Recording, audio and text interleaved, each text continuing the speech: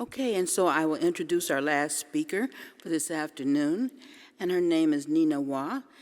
Neena Wagh is a parent of a special needs person with autism.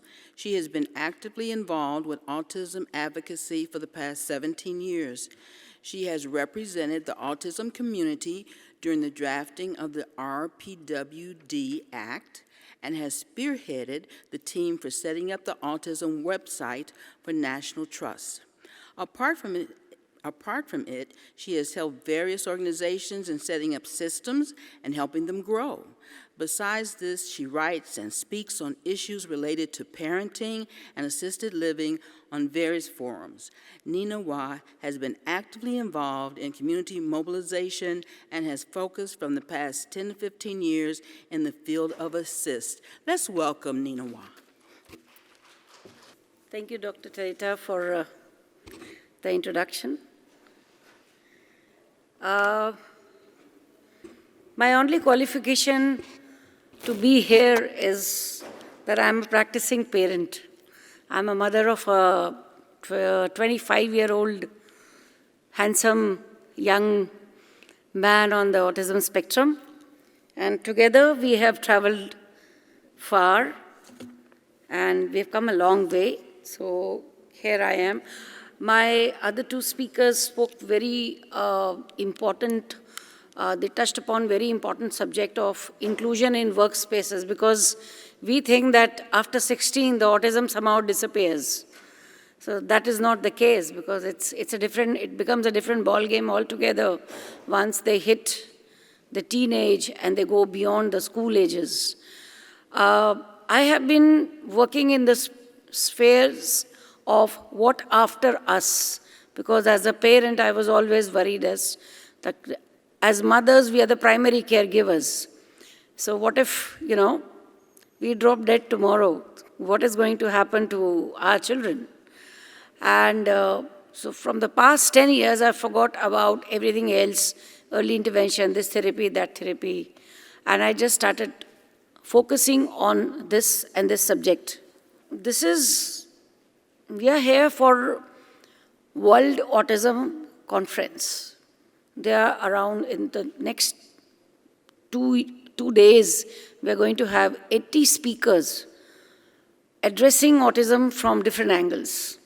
But none of us have actually got the whole picture. So that's what is autism to us today, One is thinking that the tail is the complete elephant, somebody is thinking the trunk is the complete elephant. But, while we are figuring that out, as a mother, my days are ticking. So what do? I come into action. So here's my journey. Here's my son. Isn't he good looking? When he was 2.5 years old, I was given this label called autism and was told to deal with it in my own way. So I sat down and made a list of things that I can do and list of things that I cannot do. So the list of things that I could not do was very long. So I thought, why don't I start with a smaller list of what I can do? So that set off my journey to the next level. Was involved for a long time with autism advocacy, went to schools, went to neighborhood, whoever was there on the street, in the lift, in the lobby. Do you know about autism? Okay, this is what it is. I'm living with autism, blah, blah, blah. But then I came to a point, like I said earlier, that I started thinking that here I am consumed by autism 24/7. That is affecting my other role as a wife, as a mother of the other sibling, as a person on my own. And, that set me off on a different trajectory. So then I started looking around as to what are those ecosystems existing. What I found in India were these few government-run houses which were like nothing short of horror stories. But in all fairness, we come from a land where there's too much of people and too little of resources, and we are still evolving in pockets.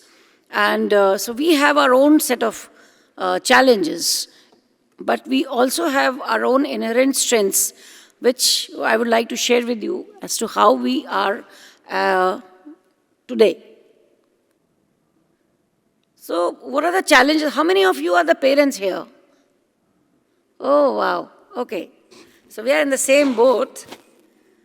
I don't know about US. I mean, of course, the inclusion, the level of inclusion and awareness in the western part of the world is more than from where we come from.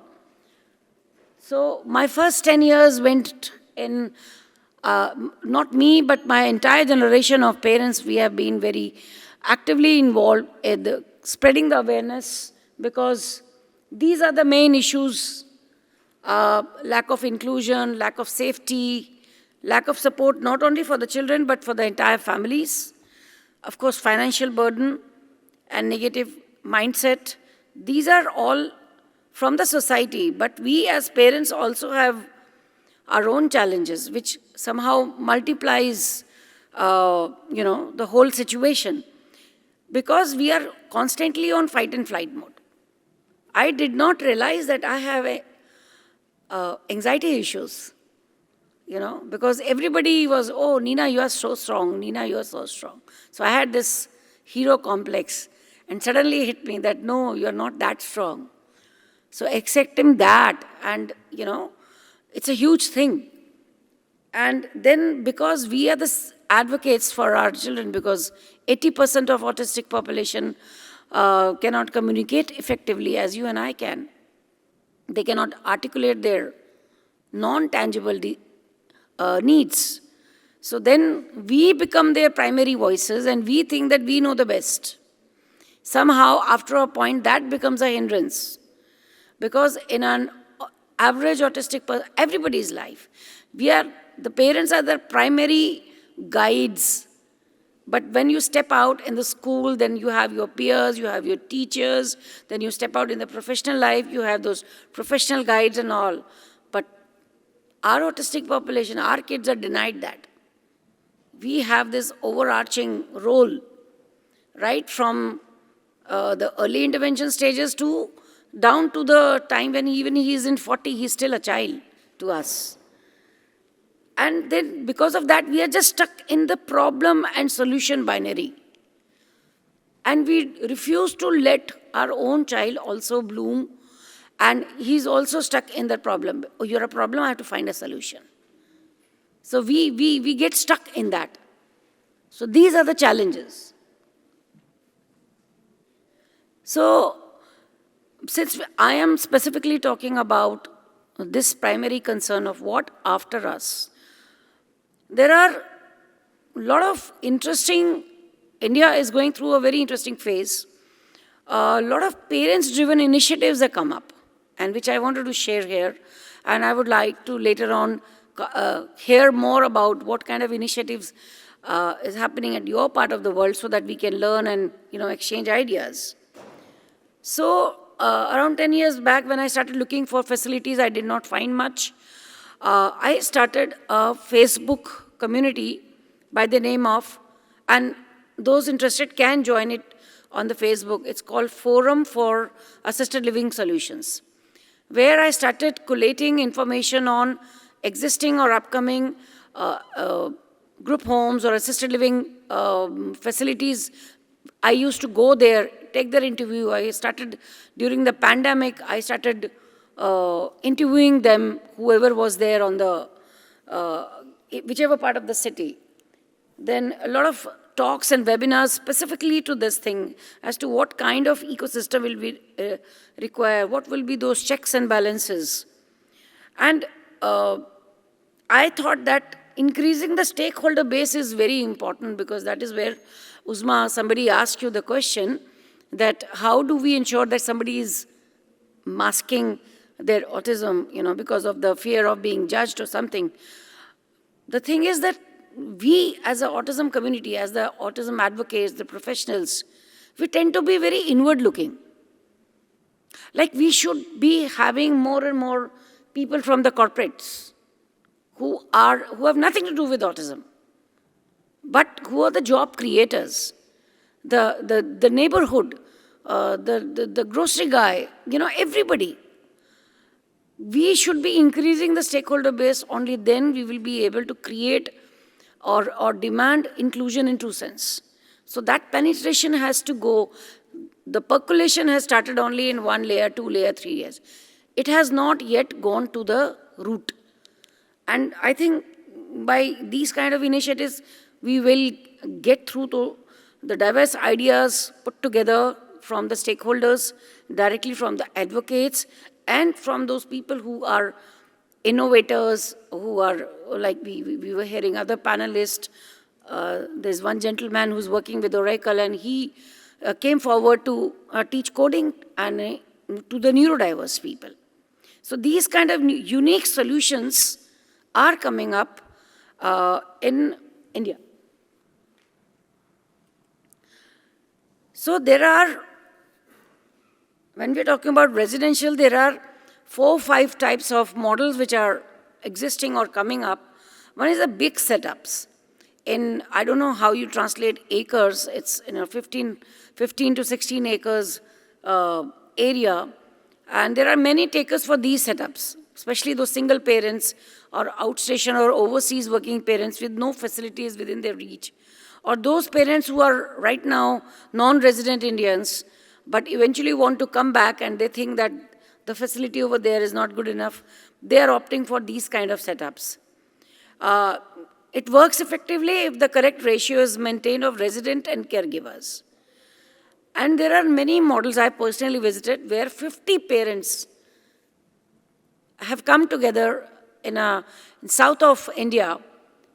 They have bought a 6-acre land, they have built apartments, they have built hostels, they have built cafeteria, nobody cooks at home. They eat in the cafeteria, and then they have a separate cafeteria for those adults or residents who have very high sensory needs. And then they are doing, they're growing peanuts, they're growing coconut and all that, and they're trying to, sort of a commune kind of a thing. So these other big setups which are coming up. The only red flag is the fear of a person losing his identity and not getting the desired individual attention. That can be a pitfall for this kind of. These are the kind of, Umaid is in west of India, this is in north, these two are in north. So these kind of facilities are coming up. Then the medium setups, where only 20 to 35 residents are there. It does not require large infrastructures, because there's no huge land. This can be done even in the suburbs and easy to manage because of the operation size. It can cater to the population of the nearby cities, if not from the overside. So these kind of models have come up. Only the problem is raising fund can be a challenge, because in our part of the world, the CSR can be attracted, this corporate social responsibility. The funds through the corporates can be, they want big numbers. They are not interested in small numbers. So it's not big enough for the CSR to be attracted, but yet big enough for individual donors cannot really help them. So the burden then comes overwhelming on the founder, and then that is transferred to the parents. So this is only the red flag, but nonetheless, these kind of systems are also coming. So they look like this. Manav is in North Delhi. This is also somewhere in North. They have created 2 identical buildings facing each other, and this is how it looks like. This is being run by a group of professionals. They are psychiatrists, psychologists. They're being run by, this other one is being run by a parent who's a special educator. So family unit is what ALAP is all about. ALAP is my group home. The full name is Assisted Living for Autistic Persons. I have 8 young adults living. All the parents live nearby, within 15 kilometers radius. And my model is the first one in India to come up as a group home. And the mindset has shifted from institutionalization to really living in a home setup. And 2 more of such kind of, they followed my model and they have started in neighboring cities. So these groups have recently started coming up on very small numbers. The quality of care is very better because we almost have one-on-one kind of a ratio of the resident versus the caregivers. And this is the best alternative for home because it's very much integrated with the mainstream. And the small size makes it easy for the administration. And it's easily replicable and scalable as well. So there is no extra burden for managing huge infrastructure. Though this kind of setup demands a lot from the parents in terms of communication and trust building. Because I'm developing it as a big, giant family. Because what has happened? Why are we talking about assisted living? Why are we asking the governments to do that? Because earlier, 20 years back, 30 years back, in our part of the world, the family sizes were large. There were lots of uncles and aunts and all. So if one child was a little different, he was taken care of. He was nurtured, you know. Nobody was bothered whether he's working or not because there were so many hands to work there. I think that was a beautiful system, but because of the urbanization, because of rapid urbanization and the both set of parents started working, family sizes going small, the need for these kind of alternative supports, alternative ecosystem is the reality of today. But that doesn't mean that we need to stop thinking as communities. I think we need to now build up our own tribes. We have to redefine what family means. And this can be the best step towards making a person with autism have his own space, with friends and peers, where he can learn to live independently and yet have easy access to parental home. Because in ALAP, the kids, I call them kids because they are my kids. They can go on weekend, they can go on holidays. It's not that they have been there now, nobody is there too. Everybody is involved. The mothers, we all go for lunch, we step out for lunch. We even go for outstation trips to national parks and all those. And the smaller number of parents can become each other's support because the larger organization, people feel indifferent that, you know, it's not my responsibility. As I am here, 2 of the mothers are volunteering there. Every day I have a talk with them. And one is teaching them baking, says, don't worry, you go do your stuff. I'm here, I will take care of all the systems. Other person is making programs, keeping them engaged.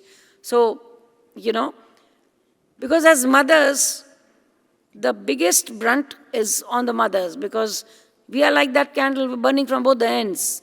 We're trying to, you know, have our own aspirations and then feeling guilty about that.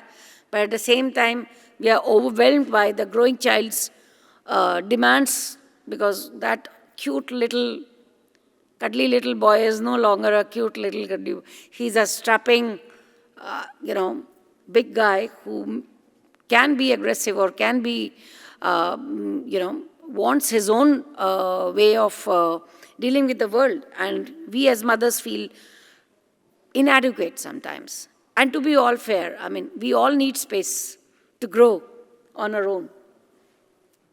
Okay. Only red flag is that there is no government support for such initiatives. Me and my husband, we bought the land, we built the house, and we have given it to the community.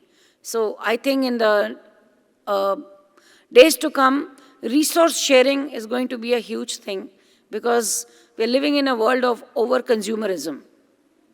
How much designer bags can we really need? How much food can we eat? How much experiences do we need?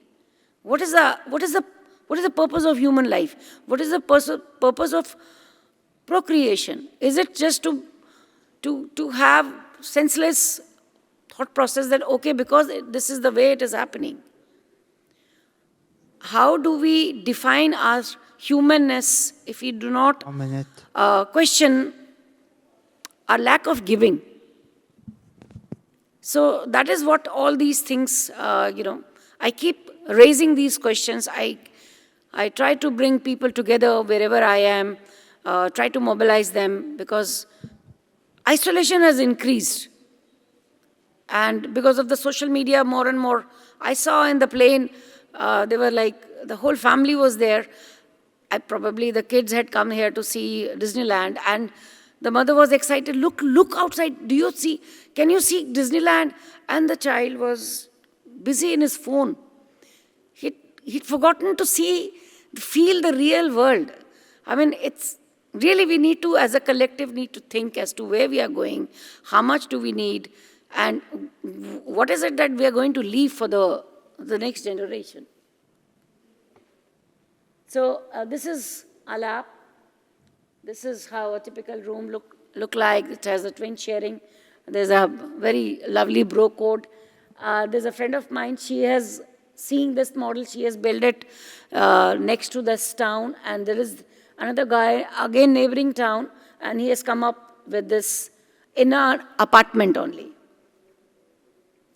So this is the forum page that I've created, and I have been listing facilities across the country, and every year I keep updating it. And during the pandemic, a lot of cases happened where both set of parents had died, and even the well-meaning relatives had no clue as to what to do with the children. So we created, we tabulated a parent's future-ready toolkit as to, while they're living, what all documents they need to prepare so that everybody, like what kind of documents they should have, how do they file these information, a detail of your child, what all you would like somebody to know if you drop dead tomorrow. Apart from that, not only I've created a building, but a setup. I have recently created an All India Association of Assisted Living Service Providers, because this is a new emerging sector which requires a lot of guidelines and a lot of self-adhering good practices.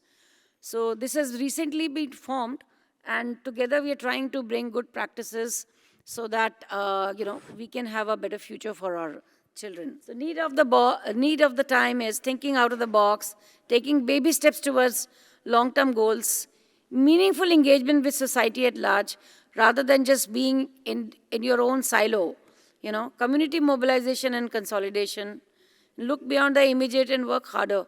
Because I felt that if I want the whole world to look after my child, at least I should extend that support to somebody else.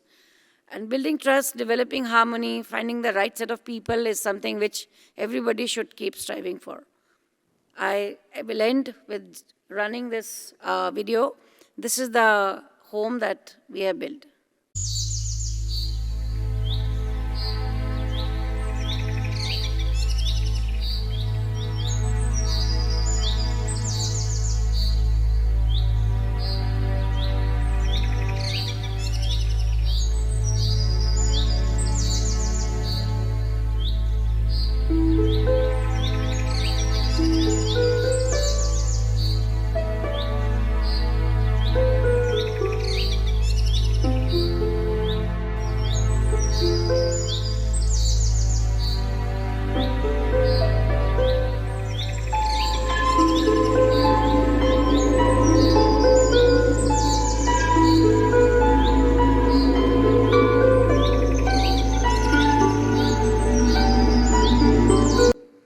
Thank you.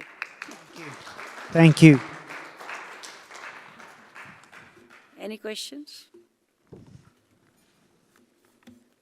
We only have time for one question. Thank you.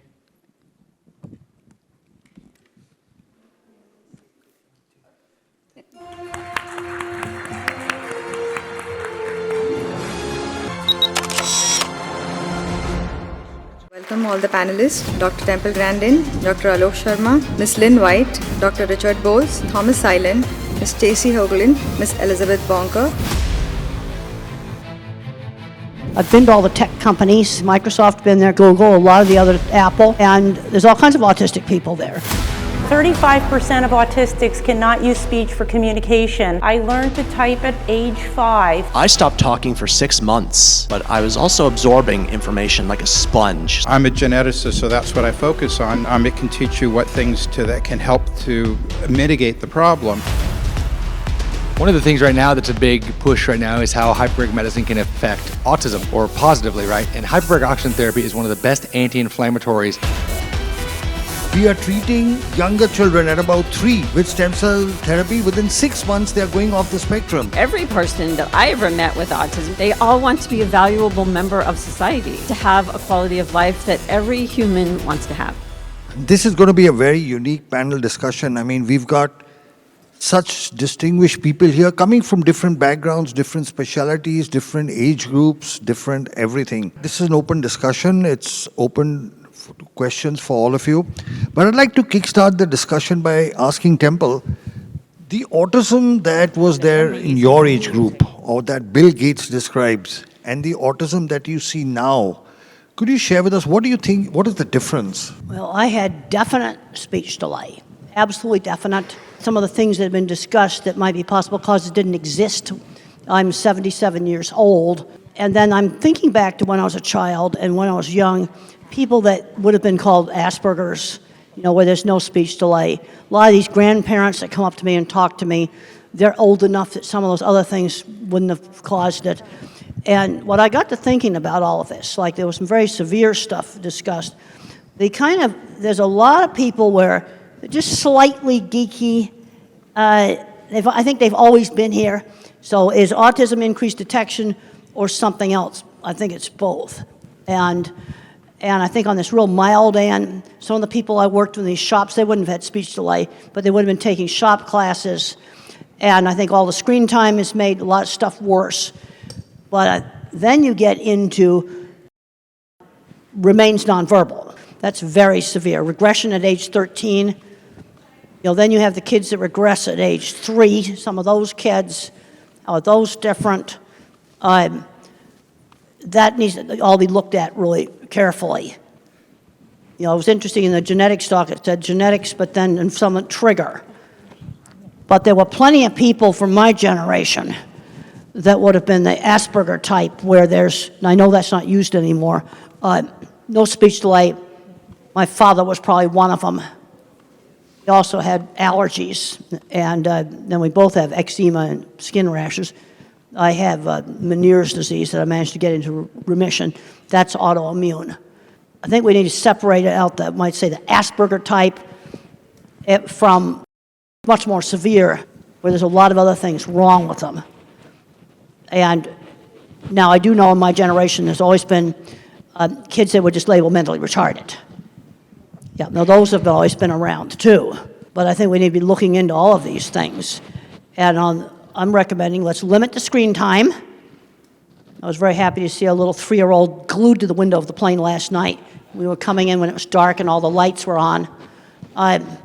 Not glued to a phone. A lot less screen time, a lot going back to some 1950s, just teaching some basic social skills. And the ones that are slightly geeky are going to do a lot better. Because these grandparents I talked to all had jobs, decent jobs. They managed to keep them. But where it helped was with relationships, getting a diagnosis. And it probably would have helped my father. I'm almost positive he was on the spectrum. No speech delay. That's maybe a very different thing than some of this much more severe stuff. And the first thing I want to do is take the data and divide it and start doing some categories, like a multivariate analysis on the data, to see how it breaks out into categories. And there's just all the discussion about Kennedy. Well, we both might be right. You see, on one part of the spectrum, I think it may be just increased detection, but some of this more severe stuff, some of these other factors may be involved. If I may. Oh, and I'm what I like to call a zennial. I have Generation X's work ethic and millennials' tech savviness. I was born during the Star Wars years, like late 1983. I just aged myself there. But I also see some of the development of how autism has appeared over the years. For instance, when I was first diagnosed, or even before I was diagnosed, I stopped talking for 6 months when I was about 2 years old. but I was also absorbing information like a sponge. So when I finally spoke again, I was ready to wring that sponge out. I could read, write, spell, rearrange magnetized letters on the refrigerator into words. I would rewind Sesame Street over and over again, my favorite parts of movies. We've really come a long way since thinking that Dustin Hoffman and Rain Man is the definition of autism, or at least that's what they had to work with back then. You didn't need to have an intellectual disability, mental retardation, whatever you want to call it, in the mid-90s. That was when diagnostic criteria changed, and I was officially diagnosed then with mild autism. Yes, the term Asperger's syndrome was thrown out there, but my formal diagnosis was mild autism. Back in the 80s, you had to have speech delay to be autistic. 6 months of non-speaking, that was considered a speech delay. So I fit the bill, more or less officially, but it was also really an eye-opener. So that explains why I rewind videos, why I do what I do. So having knowledge of that diagnosis, understanding how it came to be, and what I'm going to do about it. This is the hand I've been dealt. I don't want to change in the sense that if you were to say there's a cure for autism, you want it? I'm saying no, because I am who I am, and I wouldn't be who I am without autism. And like I said, belief in yourself. In your own time and space. Well, so this is an open discussion. Anybody can jump in. So, Taita, do you want to talk about some of your work? Sure, I'm happy to. So just to give you a quick overview, as you kind of probably heard from me, I'm a pediatrician. I have cerebral palsy, was born in 28-weeker. 18 surgeries later, here I sit by the grace of God as a pediatrician and a hyperbaric medicine physician. But one of the things that I do, I run a facility all across the United States and abroad doing hyperbaric medicine for special needs individuals, for both children and adults. I've treated all indications for hyperbaric oxygen therapy, the 17 that are approved in the US, and over 65 internationally. One of the things right now that's a big push right now is how hyperbaric medicine can affect autism, or positively, right? And hyperbaric oxygen therapy is one of the best anti-inflammatories out there available, better than prednisones, better than anything else like that. The big key, before I go into a little bit more, I'll take 2 minutes, it's important to note that correct type of hyperbaric chamber is necessary, right? As the president of the American College of Hyperbaric Medicine and a key opinion leader in that space, it's making sure that we don't have a lot of these soft shells and the misunderstanding of how to use hyperbaric medicine safely and effectively. But the bottom line is it does work because you're mobilizing stem cells through nitric oxide pathways, and you're able to see when you use hyperbaric oxygen therapy, it addresses... Are you saying the soft shells don't work? I'm saying that a lot of them aren't as effective. Yes, ma'am. I think that there's a safety effort there. They're not covered by the FDA. People don't have the right training. They work in terms of some depth, but I think that there's a larger breadth there that has to be, make sure you're doing it effectively and correctly, right? So we see this a lot. But you'll see a lot of anti-inflammatory processes and stem cell mobilization where you have actually an 8 to 12 times increase of your stem cells, and that's why these kids are improving. And when you combine them with some of Dr. Alok and other stem cell programs, you can see dramatic improvements. And so we're seeing the same kind of testimonies that you are showing in your presentation, Dr. Alok, new speech, ability to pick up new language. It's incredible results. Is your work published? Do you have scientific papers showing the results? There's well over 250 published papers, both in India and across the United States. There's actually, apart from that, there are over, just in autism, there's over 200 published papers in terms of showing the anti-inflammatory effects and how hyperbaric medicine can mitigate and improve autism and its effects. Richard, would you like to jump in? Genetics versus environment. It's not versus, it's always both. The genetics is who is at risk. I mean, let's face it, no one has perfect genetics, and no one has a perfect environment.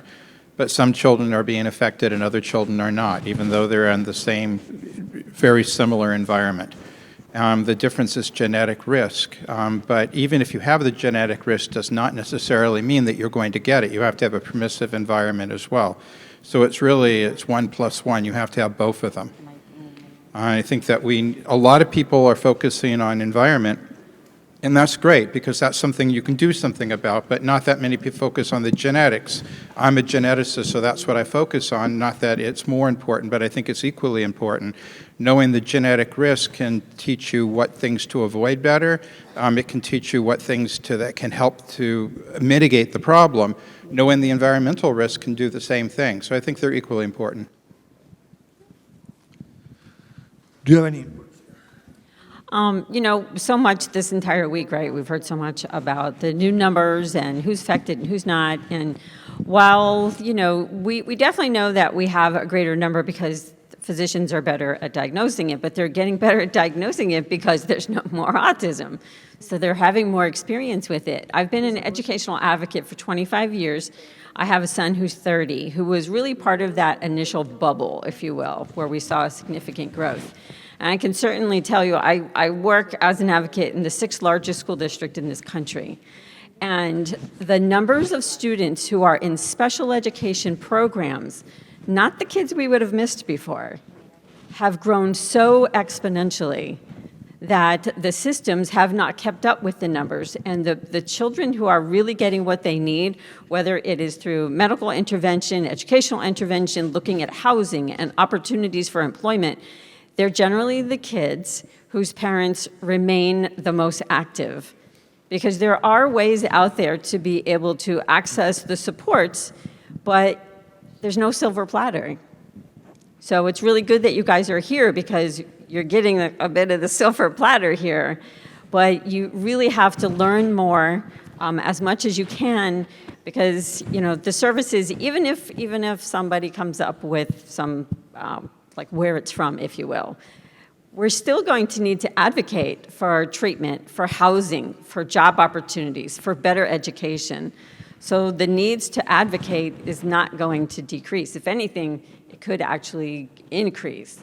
So I just encourage you all to do that. So I think the numbers are not just like, it's not just genetics, it's not just environmental, it's not just this type of autism versus that type of autism. I think that every person that I ever met with autism, and it doesn't really matter if they were a speaker or non-speaker, they all want to be a valuable member of society. Have a job if that's what they choose, or to volunteer, but to have a quality of life that every human wants to have. Lynn, do you want to?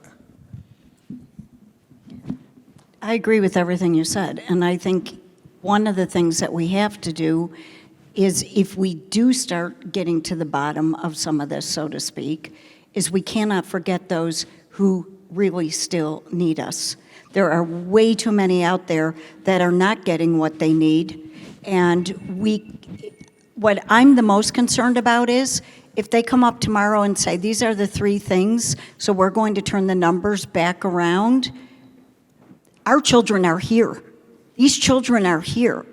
We have parents here who have come up to us and said, my child is 4 years old, help. Okay? We can't forget them. They're here.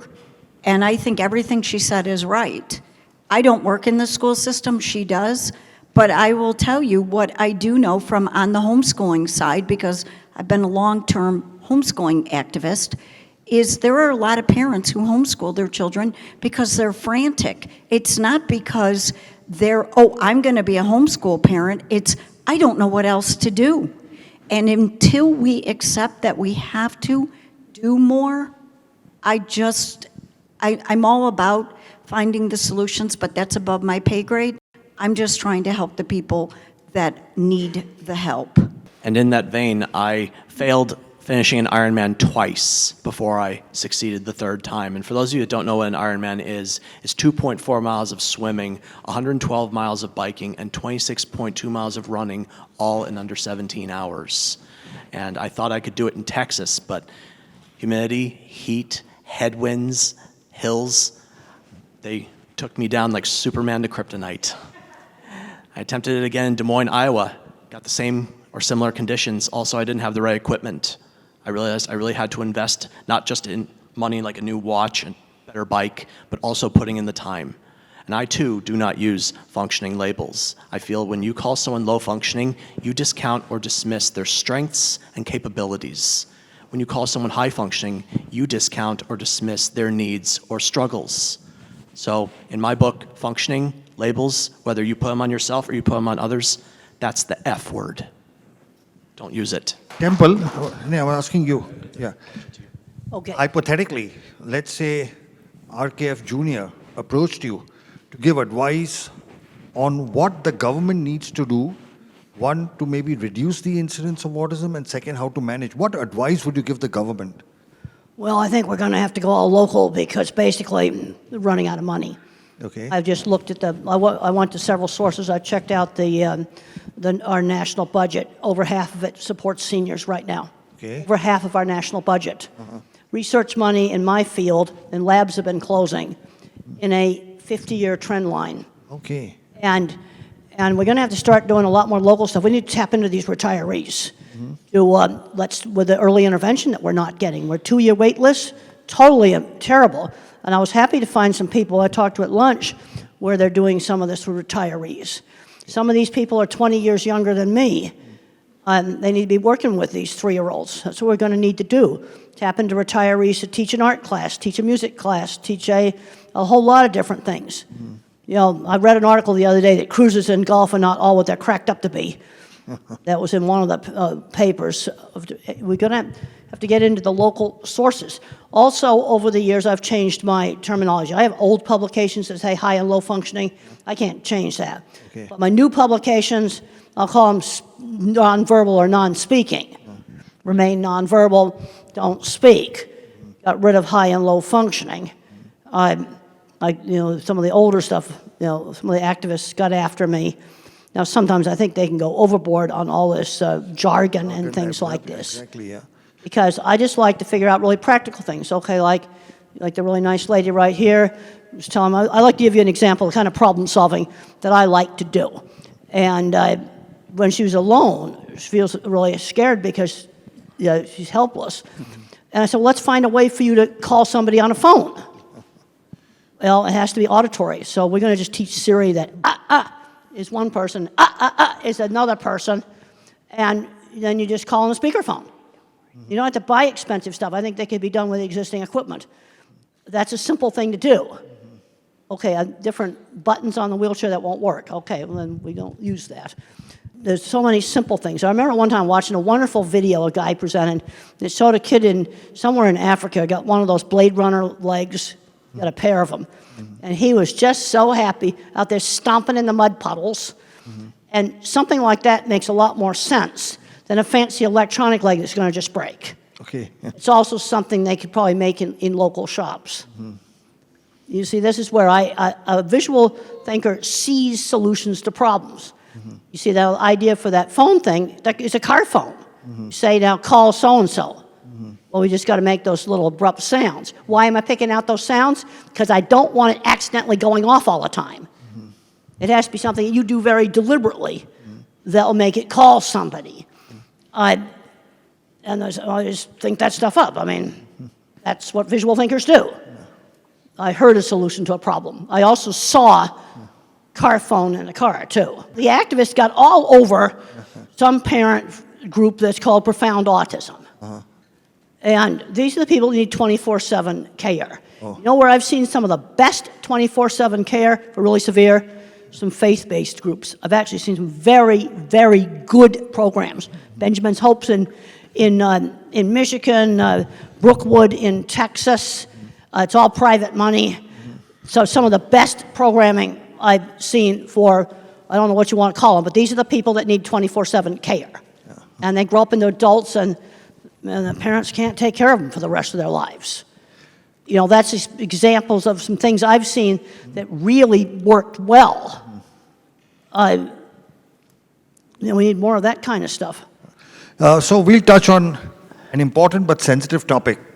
Tom spoke about his impending getting married, and you have chosen to live life by yourself. Between the two of you to discuss, because very often people on the spectrum who are older, they approach doctor and say, should we get a child married?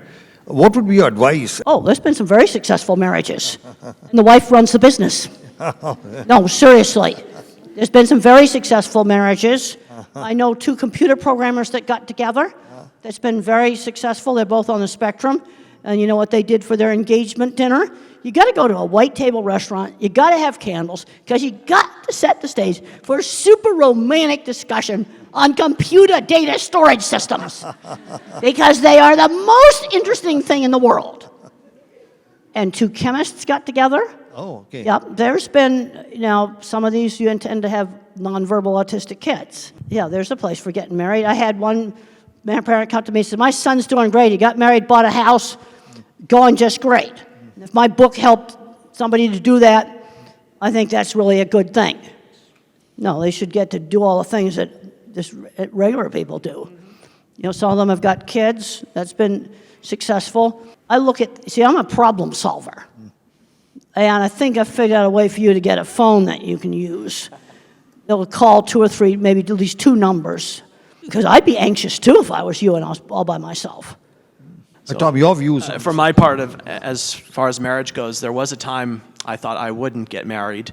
And I was in a relationship with a woman on the autism spectrum, but it didn't work out. My parents, and they're still together. My mom and dad are still married after 45 years, but they live over 1,000 miles away from me. There was a time they offered me the opportunity to move up to where they were going. I said, I've built a life here. I'm going to stay. So actually, my parents, as much as I love them, being out of the equation actually helped me blossom. Yeah. I see we have some agreement. And Rosetta, she had to step out to check on an order of hers, but we had met in person 6 years ago at an event, kind of like this one. So we knew each other in person, face to face, stayed in touch online. During the pandemic, she moved to Virginia. That's where she hails from. I was in California. Then I was doing the Ironman in Maryland, the one I finished. And before that, I said, I'd like to meet you again. So we made arrangements after I finished the Ironman to meet, and we decided to get married, and we're getting married in September. And there are people in my life, unfortunately, that are thinking this would never happen. And now that it is, they are struck. Don't you think that woman is the most gorgeous woman out there, crown or not?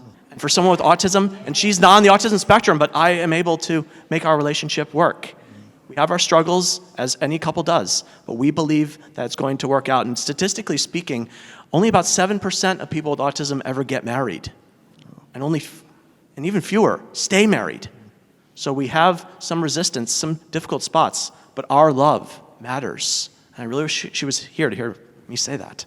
I would like to add, although that's very good, because as a pediatrician and as a person with a disability myself, I have a wife, 3 kids. One, we also adopted a special needs daughter who has Netherton syndrome from wound care side. We won't get into all that. But the point is, I'm sure you guys are familiar with the term ableism, right? A lot of times a neurotypical individual is going to say, well, back in the old days, I wanted to go to the movies. Well, we didn't want to invite Tyler because he couldn't walk up into the stairs, right? So they were trying to save my feelings because they didn't want me to fall down the stairs, for example, when really I just wanted to be invited to the movies, let's say.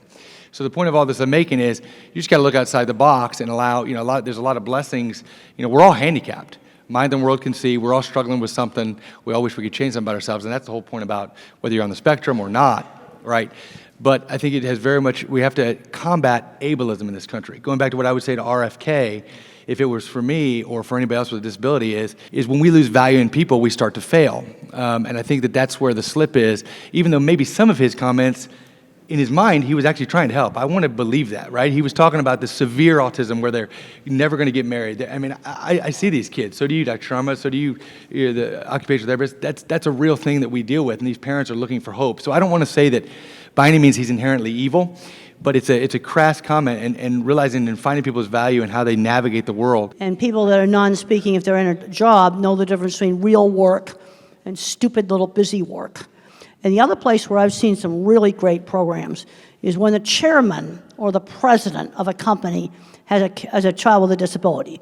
I've forgotten the name of the man that did the warehouses at the Walgreens pharmacy, the distribution warehouses. He changed the computer so you didn't have to read, and the crews with the intellectual disabilities did better than the so-called regular people working in these warehouses. You see where the top does it. I went and I visited a plant in Mexico that actually had a very good program. There was a guy there that had, he said we had a boardroom meeting, and he said, well, I have Asperger's, and I now support my family. I support my sick grandmother. He was very proud of that. they put boxes together. Well, they had a marble stair in their corporate office. 3 people carried the wheelchair upstairs. You know, it sort of was just the attitude of doing it in the middle of Mexico. Again, an owner of a company that has a child with a severe disability makes stuff like this happen. So about 35% of autistics cannot use speech for communication. These non-speakers can learn to type. I learned to type at age 5. It's never too late to teach a non-speaker to type. With typing, we can be educated and live productive lives. Please read to your children. They understand what you are saying. You are teaching them to read. There are now thousands of typers around the world graduating from college. You need to work on these body issues. Thank you to all the doctors. You cannot learn if you feel terrible. Regulation issues affect so many of us. We are working on getting non-speakers out of fight or flight. Communication and regulation for all. You can do this, parents. We appreciate all you do for us, even if we can't say the words. Non-speakers suffer in silence. Please use Communication for All to teach them to type free of charge. We have stencil sets to give you so you can give your child a voice, and we have them over here for after the presentation. First come, first serve, we want to give them away. C4A Academy is our program of instructional videos. You can do it. We are all human beings who want to connect. We don't want to be left alone. Take us out to museums and for walks in nature. You can learn from parents who have walked the path and autistics who live the life. Non-speakers have a motor disorder, not a cognitive one. We want to have relationships of all kinds. We are just like you. Look beyond our differences. Please believe your children have gifts for the world. The world will be a better place when all non-speakers can communicate and share their gifts. There are more than 30 million non-speakers in the world and only a few thousand typers. Please join our mission to change this. Most non-speakers are diagnosed with intellectual disability, and we have a motor disorder. Don't believe the IQ tests. We need to learn to type to show you what we know. Giving an iPad with a picture exchange system is not enough. We need 26 letters to express ourselves and be educated. Please watch the Spellers movie on YouTube. It will show you how typing changes lives from hopeless to hopeful. Profound autism conflates non-speaking with intellectual disability wrongly. Non-speaking doesn't equal non-thinking. Teach them to type. We are all interdependent. I was extremely self-injurious and have great empathy. Please don't give up hope. The right doctor can help. A virus triggered PANS, an autoimmune reaction. It is serious and needs expert treatment. Parents, keep pushing the medical science. You are the expert on your child. Find doctors that believe autism is a treatable condition.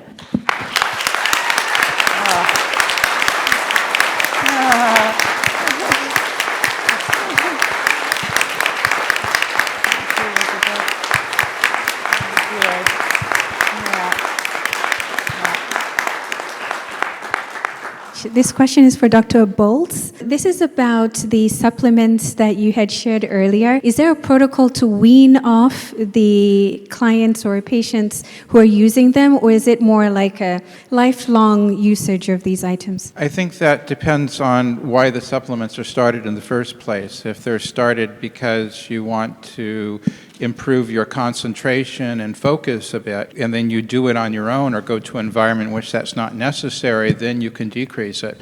But for the most part, autism was present at conception, at least the genetic component of it, and the neurological part was present in very early life. and most people continue the supplements for a long time. I do want to mention one thing that from earlier is that when we're talking about autism, we're talking about an extremely wide spectrum. And on one side, you have the billionaires, and obviously they are employed and they are getting married, and they are thinking of themselves as neuro-unique and not disabled, and that's very, very valid, and they are actually offering a tremendous amount for society. And on the other end of the spectrum, as a pediatrician, I see people that have very severe intellectual disability, who have abilities of a 3-year-old when they're intellectually while they're an adult. Maybe they can't even walk very well, maybe they have seizures, maybe they have serious problems as well. And those are also with autism. And those people are not going to get married and are not going to be employed. And then there's everything in between. There's a tremendous spectrum. And so it's really hard to talk about everything on the same spectrum with the same answer. I can't stress enough how much people underestimate the autism population. Yep. We are overlooked, we are undervalued, and unfortunately we believe what we are told, sometimes too much. When we're told we can't do something, we internalize it, we believe it, and we stick with that. It took a lot of me to get out of my own way and realize I don't have to listen to the haters. I'm going to do more with my life, and look where I'm going. Well, one of the things the projects that were shown in the HBO movie I did in the 70s, and I wanted to prove I wasn't stupid. That was a huge motivation for me, as a lot of people, since I couldn't do higher math, thought I was absolutely stupid and I wouldn't be able to do anything. And then I discovered these other people out there that owned machine shops, couldn't do higher math either, and were on the autism spectrum, and they had really good businesses and 20 patents. That made my day when I discovered them. How would you respond to people with autism or their family members who participate in self-isolation because of the maybe fear of judgment of going into the community, and what you would say maybe to inspire them to go into the community more and participate in the community more? Well, Mother always had me out in the community, and she had a very good sense of how she could stretch me and the things that I'd be capable of doing.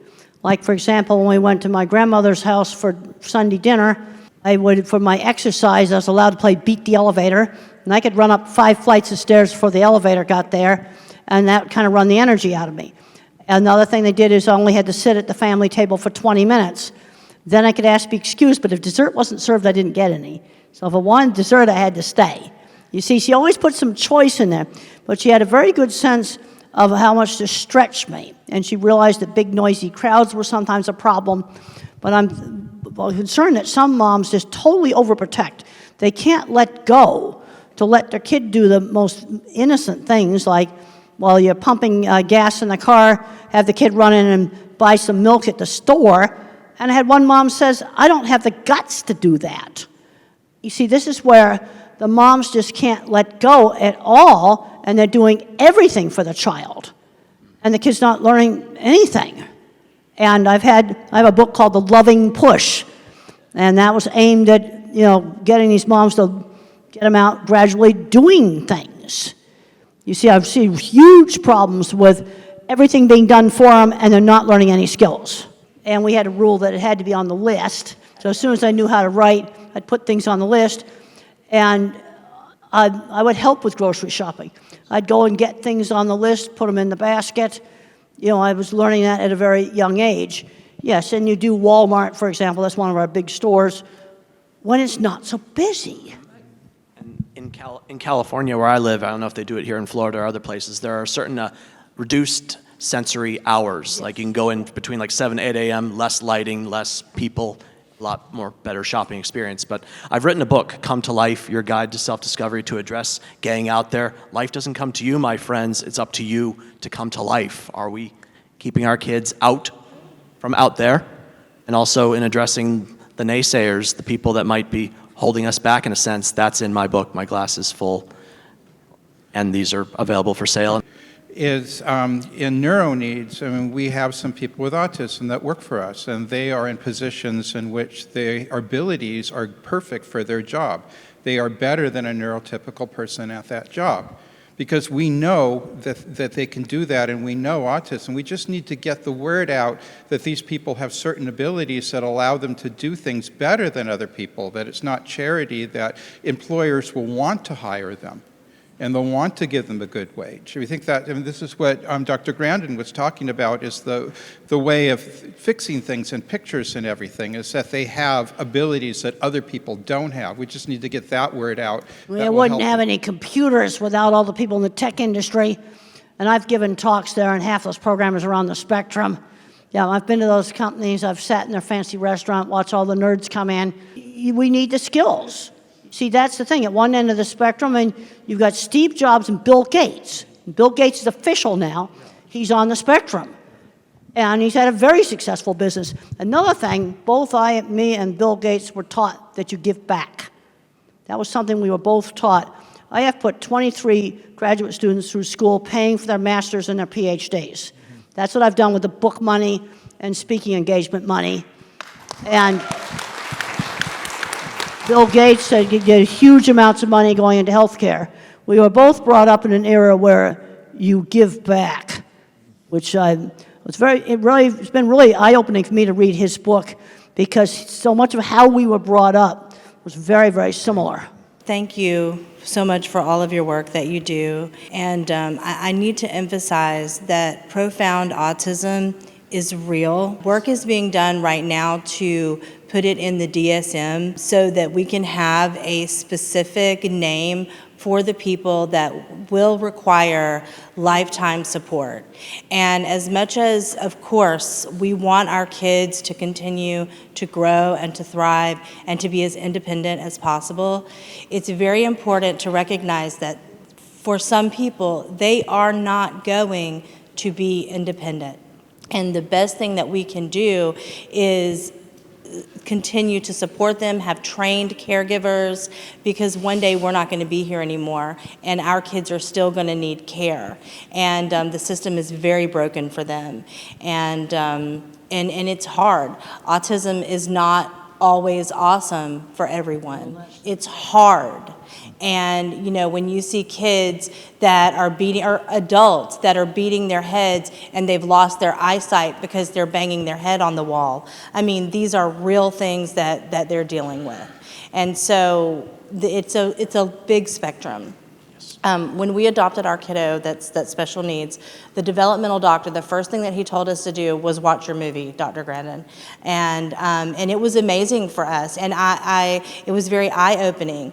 And the encouragement was there for him, and we are still encouraging our kiddo, but he's almost 20 years old, and he still can't use the bathroom by himself, not completely independent. He can't brush his teeth by himself, and that's a goal that he worked on the entire time that he was in school. So we have to recognize that, you know, he's not going to get married. He's not going to be able to live the same life that my other kids can live. He's not going to be able to drive a car. But any improvement that he can make towards being independent, we're going to continue to push him. I mean, he's still in therapy. He just got on a horse 2 weeks ago. We were shocked about that. We never thought he would get on the horse. We thought he's going to go and brush the hair of the horse and just be there. But no, he did. And so that improvement that he made, I mean, we're thrilled, and we're going to continue to do that. But we also have to prepare him and his brothers and sisters that, you know, he's going to need care after we're gone. So I just wanted to say that remember, and I appreciate everybody's positivity, but remember that for some people, they have kids and family members with profound autism that are going to need lifetime care. I totally agree with you. I totally agree with you. In my talks, one of the things I talk about all the time is we're going from Einstein, that somebody is going to need, you know, constant care, 24/7 care. You see, this is one of the problems. And it's such a big spectrum, all with the same word on it. And I totally agree with you. And every talk I do, I make a point of, some of the activists attacked the term profound autism. And I'm not the one who's attacking it. People that have the loudest voice are putting in the input, but the people that can't speak and their caregivers, God bless them, are tired. I mean, it's all you can do to pay the bills and take care of a person, change adult diapers, emergency room visits. Nobody wants to babysit, so you can forget like going places. It's hard. So those people are left out of the research and the statistics. And so it's important for us as the autism community as a whole to remember that 27%. Okay, now I'm very interested in the 27%. That's profound autistics. Okay, where that figure came from. Just from my experience, I'm pretty sure that's correct. I was just at the Profound Autism Summit last week in Boston, and that was the figures that they gave, and I trust But that. I've seen parents just completely stressed out. I remember one respite program they had in Texas, and the family was so stressed out, they just put the music on in their air-conditioned car and just laid there for 4 hours. That was how stressed out they were. It was 4 hours of respite, and this is very different than somebody like me or somebody like Bill Gates. It's a totally different thing. And then you have some that are kind of medium that may not be totally independent, but they can do a lot of life skills.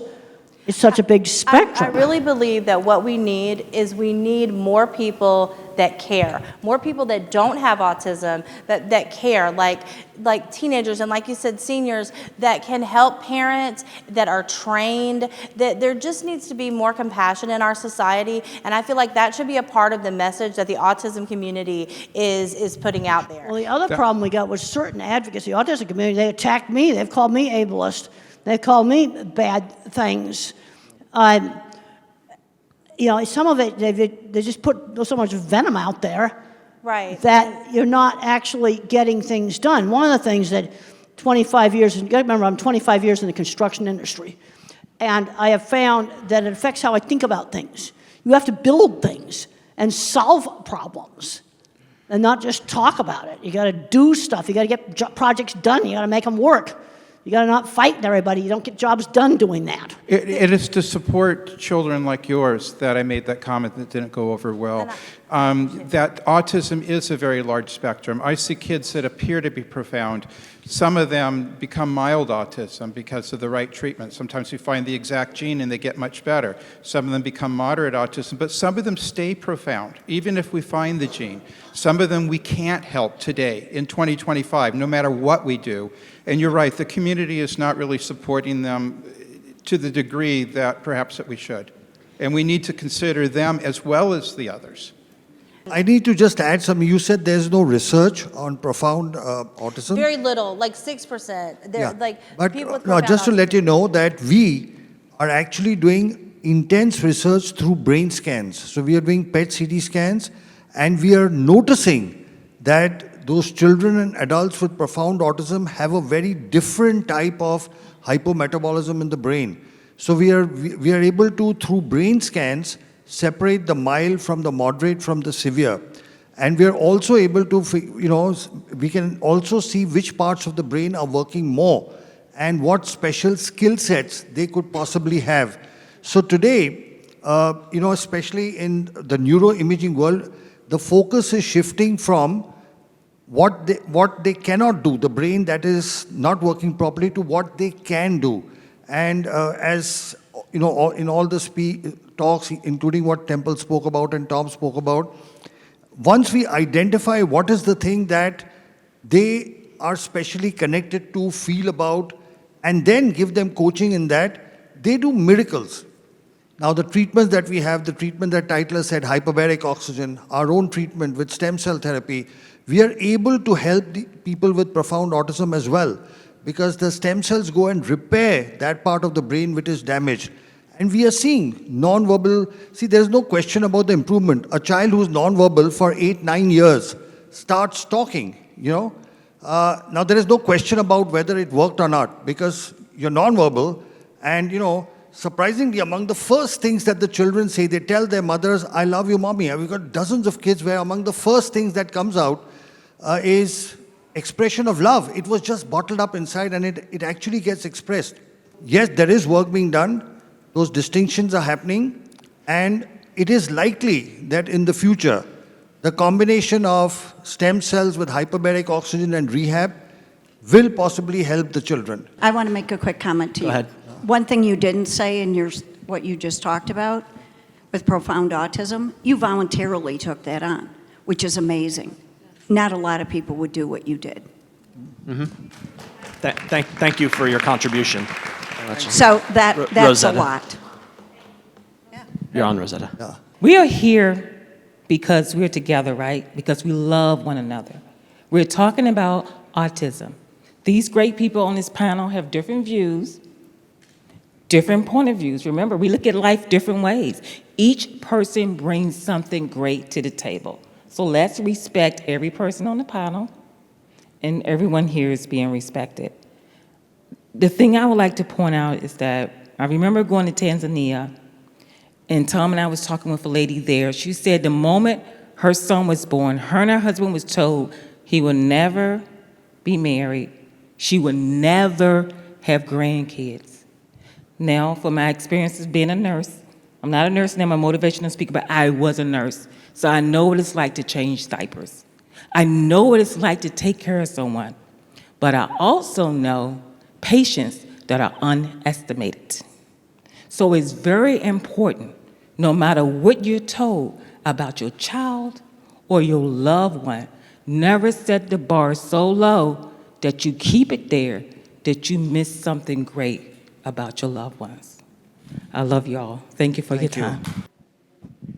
So 2 days ago, we went to our neurologist, and we were trying to understand, is there a way of defining physically in the brain autism? And she said no. She provided certain suggestions, and we felt so bad that we didn't tell her that 2 weeks before we have had stem cell treatment in India.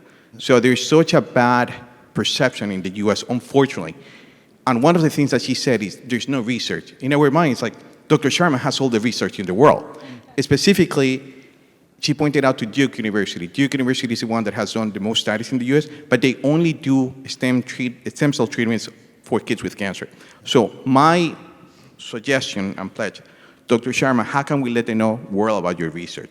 And I know you have it. You are open to give it to anyone who wants that. What can we do, us here, to help the world know about the success of your treatment? Whether it's leaders, politicians, regulators, they finally listen to people. You're the real voice. You are what is real. All of us, some of us, have professions, some of us have a conflict of interest, some of us have particular preferences or beliefs, but parents have one and only one thing in their mind, the well-being of their children. Is there anything else that you can even think of? Nothing. So your voice is the voice that will be heard. And when you speak it loud enough and repeat it enough, there will be a change. Change comes about when people like you speak out. Because, we believe our own clinical experience is showing us that when we are treating younger children at about 3 with stem cell therapy, within 6 months they are going off the spectrum. The older the child, the longer it takes. And it is my hope and dream that one day this becomes a standard of care. The moment it is diagnosed, especially kids who are profound, will need it. There are children who will not need it. There are a whole lot of children who are mild, who adapt and who get along with life very well. But not everyone. There will be what she's talking about, the profound kids who need help. There's something called a hole in the heart. Kids with Down syndrome have a hole in the heart. If you have a hole in the heart, you fix it. The cardiac surgeon will go and do something and fix it. So if there is severe and profound damage, it needs to be fixed. And what we are seeing is that once you fix that, whether it's hyperbaric oxygen, whether it's whether it's the supplements that he was talking about, whether it's the stem cell I talk about, whether it's the rehab he talks about, in my lecture I said it all works together. So your voice is the voice that will be heard. Anybody else, any questions? I have one question. I'm watching with the gentleman behind me who is telling about that. Even my neurologist did not believe when we started the stem cell therapy for my son. But after 3 or 4 visits to India to the neurogen, the changes she saw in the kid, it's unbelievable. My son is the same patient for last 6 to 7 years with the same neurologist, with the therapies and everything. The development, what she saw after stem cell therapy is totally different. We could able to make understand the neurologist, but the school system did not understanding us actually. Some of my friends, when they go to this kind of a different kind of a therapy out of the book, which is not profound in very popular in USA, they're not even going to tell in their schools actually. They're telling that we're going to vacation for 5 days, 6 days. We did the same thing. We went to the school. I said like, my kid got help. If somebody needs help, you call my number, I'll tell them the same thing. I told every parent who called me, and I given the number, I told him that what are the benefits which my kid got. I feel if we don't keep the awareness of these things, of different methods, it is impossible to help the whole community. The community needs help. We have to be together to help the system. Because if the system doesn't help, we have to come up from our own side from here and help the system. My son can see a video now. Yeah. Head, shoulders, knees, and toes. And by God, he's following the video for the first time in his life, touching his head, his shoulders, his knees, and toes. He can say 3 weeks out of a stem cell. He can say 1, 2, 3, 4, 5, 6, 7, 8, 9, 10, even though he has apraxia, and sometimes he closes his mouth to talk. A, B, C, D, E, F, G, and we practice that every day. It's a miracle. It's science. But there's science behind it. You tell the doctor in the U.S., and there's like, where is that coming from? We feel uncomfortable telling them because they tell us there's no research. And that's why even though we speak up, we feel outcast. Because that's the system in the U.S. today. It punishes anyone that does any research outside the United States. They don't consider that research. It's like, I haven't seen any research. Neurologist practicing over 20 years. His pediatrician who didn't believe started believing after she saw the improvements. Go back and say, this is the improvements. Your child was not talking. He's talking within 3 weeks of the stem cell therapy. There is no rocket science to it. A child not talking starts saying ABC till Z after 3 weeks. That's a positive sign. Let the world know it. Speak up for it, and then slowly things will change. You know, And we if now have the present health secretary, R.K. Jr. He has actually tweeted about stem cells and hyperbarics. He's actually tweeted that these are things that were intentionally suppressed. He says it openly. He says these were suppressed by the FDA. The health secretary of the United States is saying that treatments like hyperbaric stem cell and all these other nutraceuticals, he mentions nutraceuticals, were intentionally suppressed. So when you speak up, they will listen. People do listen to parents. Yes, and what I did is, I did not listen to any of the parents or anything. I keep on stressing that, yes, we are treating with the same thing, we are treating with the same thing. We will be integrating with the other therapies, yes, but we're not going to leave that. If you think it is not helping, it is your opinion, but not my opinion. I'll do the good thing what my kid needs. I'll stand up for my kid. The gentleman had a question. What does the solution look like? Can come from a place of curiosity and discovery rather than who's using language itself. Ask for more discovery about why they were guided in language that way. And maybe, just maybe, instead of just seeing a lot of trees in Kansas during the 30s Dust Bowl trying to survive, maybe we use discovery, we have curiosity with all the groups to bring ourselves into one big collective force that can leverage the impact the world is missing. Thank you. I think the one big thing, and I'm going to get this lady too, is I'm in Melbourne, for example. The grassroots you hear about, it's finding somewhere locally that believes, and that's where it starts, with tremendous experience. And Dr. Sharma and I have worked together in hyperbarics for years now, right? And I go to India consistently. So you got to find the forward-thinking physicians that collaborate, that are thought thinkers and innovators. But for those of you guys who are out there, for me, Brevard Regional Hyperbaric Center, if you guys are around here locally an hour away, come see me. Those willing and able physicians are very few. And creating some sort of inventory, some sort of Facebook page where you can access and really point out specifically these physicians. We asked our neurologists about hyperbaric. There's no research. What they should point out is the kid that died in Ohio.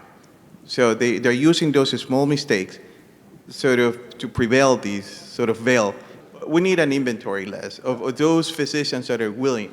And if everybody can contribute, we have one. But I think if everybody can contribute, who are those physicians that are willing to work looking at alternative medicines? TACA has a list. If you go into the Facebook group of TACA, and then you have to submit your child, because they only accept people that has kids in the spectrum, right? And they do have a file that is always updated with doctors in the United States that are like pandas, and you can find Rossignol and Dr. Fry's names there. Any other questions? Yeah, thank you very much. My name is Masi. I'm from Kenya. I'm a mother of triplet boys with autism. We have to believe that autism is treatable. So we are coming from a background noise that autism cannot be treated. So you get this diagnosis and you are in limbo, you struggle, and then somehow you find the light. So I found some light. We've been doing stem cells since my sons were 5.5. I mean, it has been a game changer. I have come from a state of constant clinical depression to just smiling. I mean, you also, my son, Ricky, even asked Dr. Temple a question, and I mean, that is, I never even knew he's at that space. So what am I saying? What I'm saying, especially to the parents, we have been fortunate to have all these professionals give us very fantastic talks and solutions, but as parents, what is our duty? I feel that our duty is to a call for action. Dr. Sharma said that everybody is speaking in their own space because you cannot be a jack of all trades. You see, that's why we have Dr. Richard is working on genetics and metabolism. We have the OT is working on sensory. We have Dr. Sharma working on stem cell, and so many others. So what I have done as a research, my background, I'm a research scientist, and it has really helped me because in research, we follow protocol to the dot. If you want your experiment to work, you have to follow from A to Z. That's exactly what I've done. I've taken Dr. Sharma's protocol, followed it A to C. I've taken Dr. Temple's protocol, lived experience. She stresses so much about independence and career. And I can tell you the last 2 years, her words have really shaped the way we are doing intervention for my sons. Right now, my 3 sons can all wash themselves, clean their butts, feed themselves, go to sleep, shower, they can mop the house, they can wash their clothes, brush, and now we are doing now outside independence. That's why you see like Ricky is roving all around from hall 1, A, B, C, and asking questions even I'm not there. Right now, I don't know where he is. He told me, Mom, I want to go and swim. I said, okay. I didn't even know there is a gym in this facility, but last night, Olivia, what did he say? Mom, I'm going to the gym. I asked him, did you carry gym clothes? He said, yes. And he went. So what I'm saying is that let us take what is ours. Their work is research. Let us implement. Let us take everything, not just one thing. It's all about, they have said it's research, and many parents ask me, Mercy, will stem cell work for my children? I'm like, yeah, because it's research. It doesn't know Lenny, it doesn't know your son, it has no face. It's research. Just follow the protocol. You know that stem cell cannot work on its own, work on the diet, metabolism, work on multidisciplinary neurorehabilitation, and definitely be patient. For us, it's been a journey of 8 years. Those who were in Sylvie's talk yesterday morning, they saw my son riding a bicycle, participating in a charity event to raise funds for a school of special needs, And he was actually riding in a crowded highway. I mean, I saw that and I'm still smitten. I'm still overwhelmed. So please, parents, let's take our mat and walk. Thank you.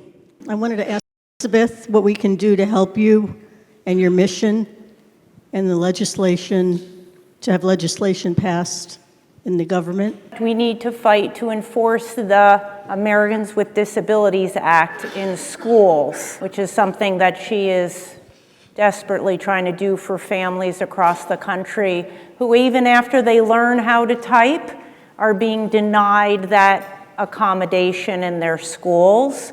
So again, there's so many things to do. Thank you for the question. That's only one of many things. But you can go to our website, communication, 4all.org, and we have a take action section. And it'll tell you about what Elizabeth is doing to try to help all those who suffer in silence. Thank you, Elizabeth. Thank you. So we'd like to wind up now. We'll ask each panel member to give a concluding remark. Lynn? I just think that conversations like this are what are needed. We all look at it differently, and that's what makes it right. Because if we all agree with each other all the time, the world would be a very boring place. And we each have our different needs that don't make anybody less or anybody more. We just all need to work together. And I want to say this. Meeting Elizabeth was my highlight. She's right. We have to fight. And guess what? Parents, we do know our children.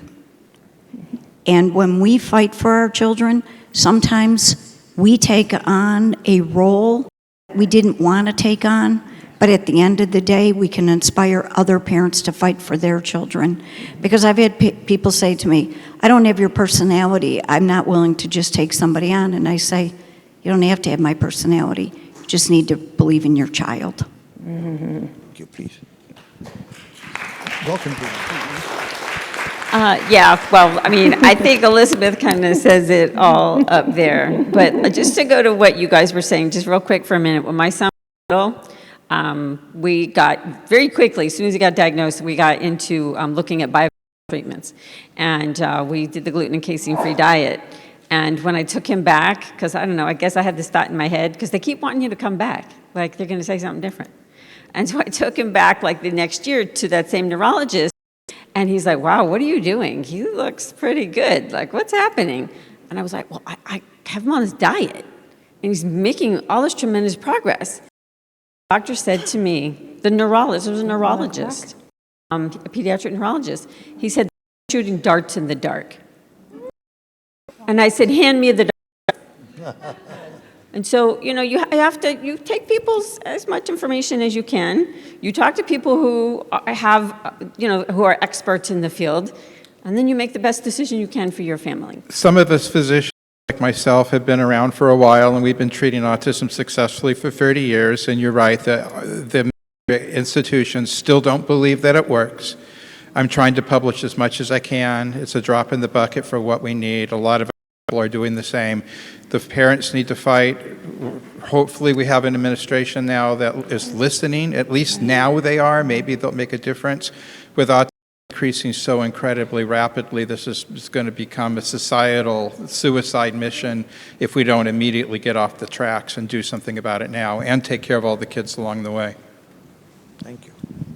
No one tells your story better than you do. And too many of us are struggling to tell it. But when you find your voice and use it, that's when your life transforms for the better and other people's lives transform for the better. So go out there and do what needs to be done. Some of us have more work to do than others. We have come a long way, but we have a very long way to go. And I'm not much of a gardener, but I think every one of us is like a flower, and we might bloom later in life. Certain circumstances promote or stop our growth. Find the place where you can not only survive, but thrive. That's why I finished my first in Maryland. No heat, no humidity, no headwinds, no hills. I did it. You can find the place you can survive and thrive too.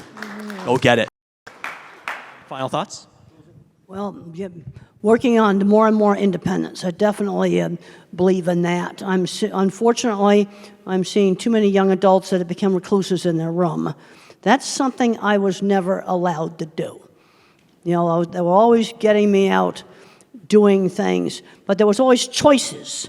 For example, when I was afraid to go to my aunt's ranch, which involved getting on an airplane and flying from New York to Arizona, there was a choice, 1 week or all summer. Not going wasn't a choice. You give some choices. It's like I talked about the kid that wouldn't put the phone in the x-ray machine. He can leave the phone at home or put it in the dog dish or put it in his backpack. Those are the choices. It goes to the airport, it goes in the x-ray, period. But there's some choice as to how you do it. And I've worked with so many people professionally that I know are on the autism spectrum. I've been to all the tech companies.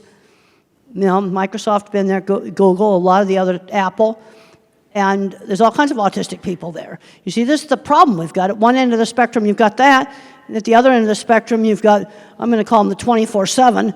These are the people that need constant care, and some of them have varying amounts of problems. And I think it's this population you may be more likely to find that some of these treatments work. I'm on a gluten-free diet now for heartburn. That only started last year. But we've got to go out and just see what we can do, because I'm seeing too many people of my type going nowhere. Way too many, because they're not learning life skills. And they're not learning work skills.